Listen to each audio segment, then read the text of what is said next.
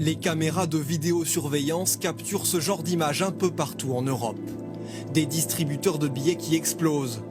Et un point commun entre toutes ces attaques, le procédé. C'est une pratique en vogue chez les braqueurs comme ici à Turin. L'ingrédient principal, un mélange de gaz explosif. Rien qu'en France, le nombre d'attaques a été multiplié par 15 en un an. Derrière cette plaque de tôle dans la région de Lyon, il y avait un distributeur de billets il y a quelques jours, soufflé par une explosion lors d'un braquage en pleine nuit. La déflagration a fissuré les murs de l'agence bancaire et secoué tout le quartier.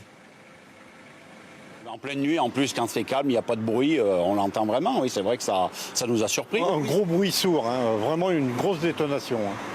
Moi, je dormais juste derrière et je l'ai vraiment entendu. Hein.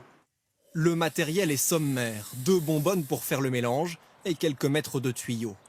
Pour en évaluer les effets, une télévision allemande a demandé à un spécialiste de reproduire une explosion. 3, 2, 1, Feuer!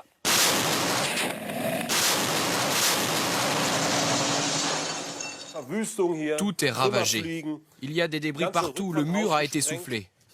Et là, on a la porte du coffre qui a été projetée. C'est incroyable. Ce gaz a une force extraordinaire parce qu'il a disloqué le coffre.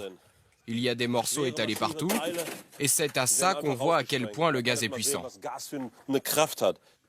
Et cette méthode a du succès chez les braqueurs. Depuis le début de l'année en France, plus de 140 distributeurs ont été attaqués au gaz. En 2 semaines, les forces de l'ordre viennent d'arrêter 3 groupes de malfaiteurs dans le sud et dans l'est. En tout, une vingtaine de personnes au profil semblable.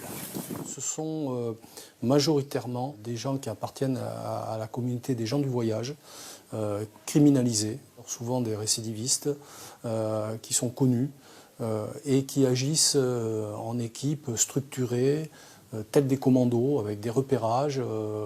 Ils agissent très vite. Une pratique qui implique des manipulations dangereuses.